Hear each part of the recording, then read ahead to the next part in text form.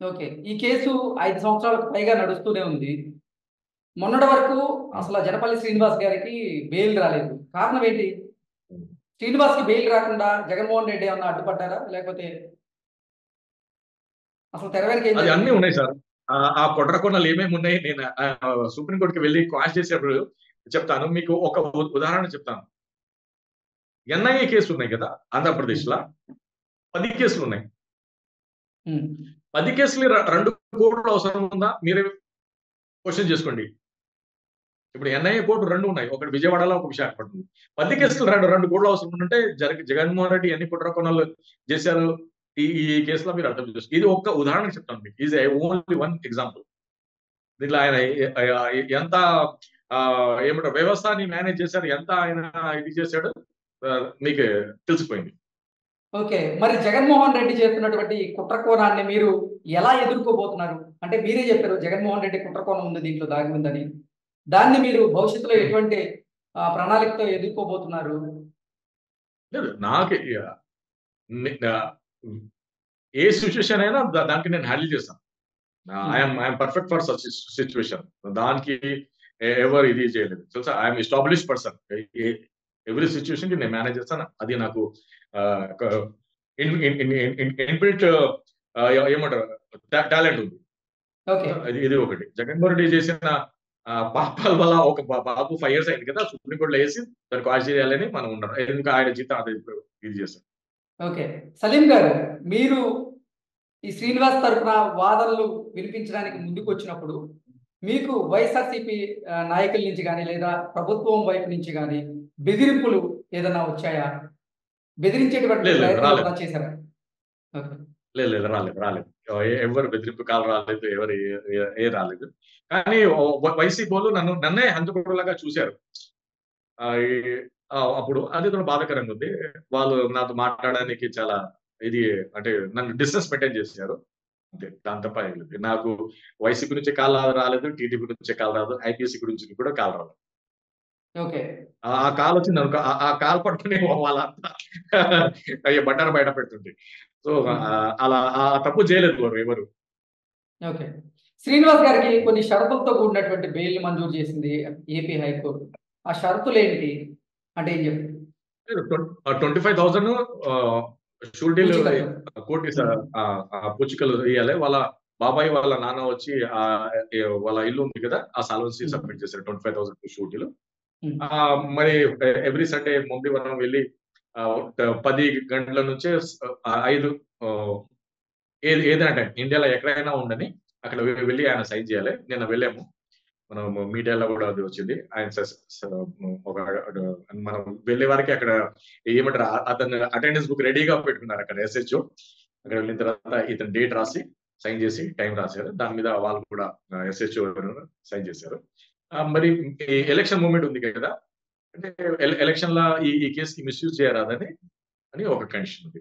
Main history మీడియాలో మాట్లాడాలి. అతను ఓకే. చెప్పారు. సలీం గారు, కోడికత్తి కేసులో శ్రీనివాస్ మీద ఏ సెక్షన్‌ల కింద కేసు నమోదు చేశారు? ఆ సెక్షన్‌ల కింద ఒకవేళ గనక నేరం రుజువైతే ఎన్ని సంవత్సరాలు జైలు శిక్ష పడే అవకాశం ఉంటది అంటే ఏం చెప్తారు? Good question. ఆయన మీద ఫస్ట్ 307 పెట్టారు. ఓకే. Attempt to murder. హ్మ్. అటెంప్ట్ టు మర్డర్ అంటే మినిమమ్ 7 ఇయర్స్, మాక్సిమం ఆహ్, 14 ఇయర్స్ వరకు కూడా పనిష్మెంట్ పడతది. ఓకే. అటెంప్ట్ టు మర్డర్ 307 కింద. దాంతో పాటు ఇంకో సెక్షన్ పోలీస్ ఎన్ఐఏ యాడ్ చేసి 3A హ్మ్. Separation of civil aviation act. దాని మీద ఆహ్, లైఫ్ పడిపోతది దాని మీద ఓకే. శిక్ష. 3A కానీ పడతది.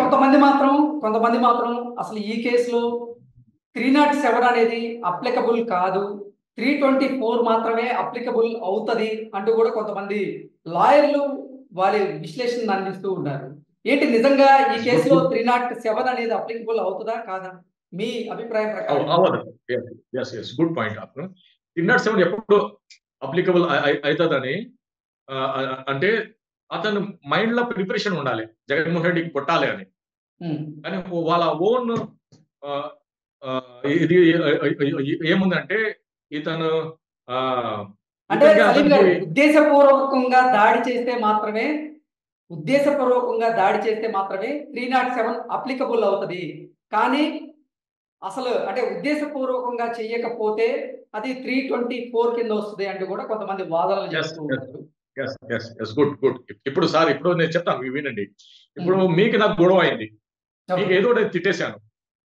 ఏదో తిట్టేసాను. మిస్‌బిహేవ్‌గా చేశారు. మీరు కోపం వచ్చి టప్పని కొట్టారు నేను చచ్చిపోయాను. హ్మ్. తిన్నట్టు మీ మీ మీద పడదు. తిన్నట్టు హ్మ్. పడదు. ఇంటెన్షన్ లేదు మీకు సంపాలే గాని. హ్మ్. అది ఇన్స్టెంట్‌గా మీకు ఇది వచ్చింది. కోపం వచ్చింది. So it is a bailable offence. హ్మ్. మీకు జైలుకి పంపించారు. అలానే ఇప్పుడు మీరు బండి నడుపుతున్నారు. ఎవరో వచ్చి మీ బండి మీద పడిపోయారు. ఆ యాక్సిడెంట్ వల్ల చచ్చిపోయినారనుకో, అది కూడా ఇంటెన్షన్ కాదు కదా! సో అలా ఎప్పుడైనా law is nothing but common sense తెలుసా? ఒక హ్మ్. ఓపెన్‌గా ఒక 511 ఆహ్, సెక్షన్స్ ఆఫ్ లా బ్రిటిష్ వోళ్ళు 304 ఇయర్స్ ఇండియా బ్యాక్ చాలా బాగా రాశారు. దానికి అస్సలు ఎంత ఎస్టాబ్లిష్‌గా ఉన్నాయంటే అది ఎక్కడ కూడా బెండ్ కాకుండా ఉన్నాయి. సో ఇక్కడ ఓకే. జగన్మోహన్ రెడ్డికి అతనికి అసలు ఏది ఇనిమిటీ లేదు. ఏ ఏ ఏ ఏ పార్టీ కార్యకర్త కాదు అతను. సో వాళ్ళు కుట్రకోణాలు కూడా ఫైండ్ ఔట్ చేశారు. కుట్రకోణం కూడా లేదని అది ఎస్టాబ్లిష్ అయింది. అయితే ఒకవేళ వాళ్ళు ఎస్టాబ్లిష్ చేస్తే 324 అయితే 324 మీద 2 ఇయర్సే పనిష్మెంట్ ఉంటుంది. ఆల్రెడీ ఆయన 5 ఇయర్స్ ఉండడు. ఆ 5 ఇయర్స్‌ల 2 ఇయర్స్ సెటప్ చేసి 3 ఇయర్స్ గురించి కూడా ఏదో కాంపెన్సేషన్ కూడా ఇచ్చేస్తారు. అతను 3 మంత్స్ సాలరీ అంటే లేకపోతే 10 మంత్స్ సాలరీ ఇస్తారు.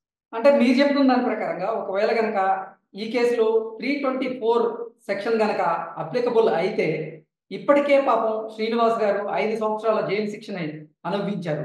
ఈ నేపథ్యంలో అంటే యెస్. మీరు చెప్తున్న దాని ప్రకారంగా 324 అయితే మాక్సిమం 2 ఇయర్స్ పడే 2 ఇయర్స్. అవకాశం ఉంటదంటున్నారు. ఆయన ఇంకా 3 సంవత్సరాలు ఎక్కువే జైలు శిక్షని అనుభవించారు.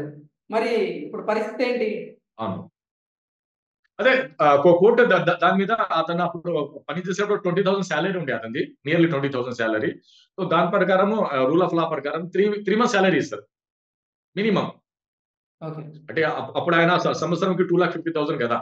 హ్మ్. 7,50,000 కాలిక్యులేషన్ చేసి అతనికి ఇయన్నీ ప్రకారం ఒక కాంపెన్సేషన్ ఇస్తారు. లేకుంటే ఆహ్, ఆహ్, 2 లాక్ అంటే 20 లాక్ 75 లాక్ అయినా ఇయ్యాలి.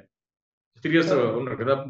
అది కూడా ఎన్ఐ జేబు నుంచి ఇయ్యాలి, లేకుంటే జగన్మోహన్ రెడ్డి జేబు నుంచి ఇయ్యాలి, లేకుంటే గవర్నమెంట్ ఇయ్యాలి అని వాళ్ళు కోర్టే డిసైడ్ చేస్తారు. ఓకే. అంటే జగన్మోహన్ రెడ్డి పెట్టుకోక తప్పదంటారు. యెస్. యెస్. దా దా దాన్ని కూడా ఇది ఉంది.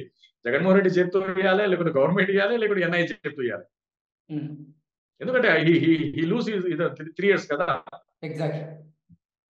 ఆహ్, సలీం గారు అసలు అంటే ఎంత పెద్ద నేరం చేసినా నేరగాడికైనా సరే బెయిల్ అనేది ఖచ్చితంగా వస్తది. ఒక 6 మంత్స్ తర్వాతో, 3 మంత్స్ తర్వాతో, 1 ఇయర్ తర్వాతో. కానీ ఈ కోడికత్తి కేసులో మొదట బెయిల్ వచ్చినప్పటికీ బెయిల్ రద్దయింది. తర్వాత అసలు అతను 5 ఇయర్స్ పాటు జైల్లోనే మగ్గిపోయాడు. ఏంటి కారణం ఏంటి? అంటే జగన్మోహన్ రెడ్డి వచ్చి సాక్ష్యం చెప్పని కారణం చేతనే అతనికి బెయిల్ రాలేదా? లేకపోతే ఇతరత్రా అంశాలు ఏదైనా ఉన్నాయా? లేదు. మనము జగన్మోహన్ రెడ్డికి ఒకటే అడిగాం. హ్మ్. సార్ ఇప్పుడు ట్రయల్ కోర్ట్ బెయిల్ ఇయ్యాలి. ఇప్పుడు అతని బెయిల్ యాక్చువల్లీ హైకోర్ట్ డిస్మిస్ చేసింది. హైకోర్ట్ హ్మ్. డిస్మిస్ చేస్తే మనం సుప్రీం కోర్ట్‌కి వెళ్ళాలి. మనం ఒక్క లాయర్ సుప్రీం కోర్ట్‌కి పెడితే పర్ విజిట్ 1,00,000 రూపీస్ అడుగుతాడు ఆయన. హ్మ్. మీకు తెలుసు కదా! కోర్ట్ ఖర్చులు ఎలా ఉంటాయి. అవును అవును. కదా! ఈ ఈ కేసులో ఎలా ఉంది అంటే స స లాయర్ సలీం సైకిల్ తీసుకొని అమెరికాకి వెళ్ళేలాగా ఉంది ఇది. హ్మ్. వన్ మ్యాన్ ఆర్మీ లాగా మనం దీన్ని ఫైట్ చేసాం. So okay. దానివల్ల లేట్ అయింది. లేకుంటే మా దగ్గర డబ్బులు ఉన్నాయి, అవి ఉన్నాయి, ఇవి అంటే మనం పెద్ద లాయర్‌లు పెట్టుకొని ఇది చేస్తాం. ఇప్పుడు Jaganmohan Reddy number of cases హైకోర్ట్‌లో ఫేస్ చేసాడు. అదే హ్మ్. బిలాల్ నస్కీ కొడుకు మహఫూజ్ నస్కీ అని ఢిల్లీలో ఉన్నాడు. ఆయనకి హ్మ్. ప్రతి కేసుల 20 లాక్స్ మినిమమ్ ఇస్తున్నాడు per visit. Per visit 20 lakhs rupees ఇస్తున్నాడు ఆయన. హ్మ్. ఓకే. కానీ ఒక ఈ పేద కేసులో ఒక పేద ఒక దళితుడు ఒక పేద దళితుడు ఏమి నేను అదే అడగబోతున్నా సలీం గారు. ఒక పేద ఆ! దళితుడు తరపున సలీం గారు వాదనలు వినిపించారు. మరి సలీం గారికి ఈ కేసు నుంచి శ్రీనివాస్ గారు ఎంత ఇచ్చారు అంటే ఏం చెప్తారు? ఫిరోజ్ గారికి ఏముంది చెప్పండి. అసలు బస్ ఖర్చులు మా ఫ్యామిలీకి నేనే ఇస్తాను. ఏదైనా వాళ్ళ తల్లికి ఏదైనా సిక్కయితే నేనే పైసలిస్తాను. జనపల్లి శ్రీనివాసరావు 5 ఇయర్స్ జైల్‌లో ఉంటే అతని అండర్‌వేర్, చెప్పులు, సాబును, నూనె, గిన్నె, టూత్ బ్రష్ అన్నీ నేనే ఇచ్చాను ఆయనకి.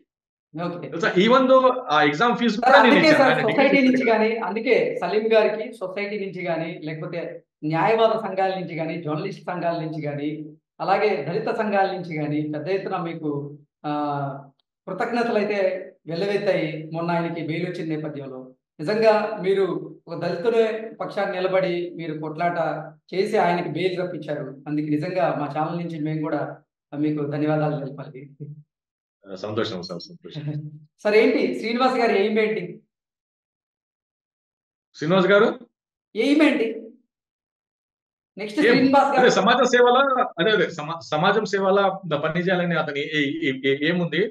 ఉమ్, పిహెచ్డి చేయాలని కూడా ఏముంది, పిహెచ్డి చేస్తాను. ఆ అంబేద్కర్ స్ఫూర్తితో నేను సమాజంలో ఒక అవగాహన తీసుకొస్తానని అతని. ఓకే. ఏంటి సార్ ఈ ఈ అంటే ఈ కేసు మీద మీరు సుప్రీం కోర్టుని ఆశ్రయించే అవకాశం ఏమైనా ఉందా? Yes sir. శాస్త్రీయమని. ఎందుకంటే ఇవి ఇప్పుడు జగన్మోహన్ రెడ్డి వేసిన పిటిషన్ స్టాండ్ అగేన్స్ట్ హిమ్ కదా. ఉమ్, జగన్మోహన్ రెడ్డి ఒక విధి విధానాన్ని గౌరవించే మనిషి 4 years తర్వాత నాకు లోతు దర్యాప్తు కావాలి అని. జగన్మోహన్ రెడ్డి ఇప్పుడు నేను నాకు ఏదైనా అన్యాయం అయితే జగన్మోహన్ రెడ్డి న్యాయం చేయాలి. కానీ Jaganmohan Reddy himself file a petition నాకు లోతు దర్యాప్తు కావాలి అవి అయితే అతను వేసిన పిటిషన్ అతని స్టాండ్ గా అతనికి అగేన్స్ట్ గా ఎస్టాబ్లిష్ అయితే దాని మీదనే మన హైకోర్టుకి వెళ్ళి ఈయన జగన్మోహన్ రెడ్డి చెప్పిన అబద్ధం అది ఎన్లైట్ చేసి ఆ కేసుని క్లోజ్ చేసి ఆ శ్రీనివాస్ నాకు నమస్కారం పెట్టేసి నా దారిలో ఆయన దారిలో ఆయన వెళ్ళిపోతాడని నేను నమ్ముతున్నాను సార్. ఓకే. ఈ కేసులో జగన్మోహన్ రెడ్డి వచ్చి సాక్ష్యం చెప్పకపోతే ఈ కేసు పరిస్థితి ఏంటి మరి? లేదు, నో ఎవిడెన్స్ అని క్లోజ్ అయిపోతుంది ఈ కేసు.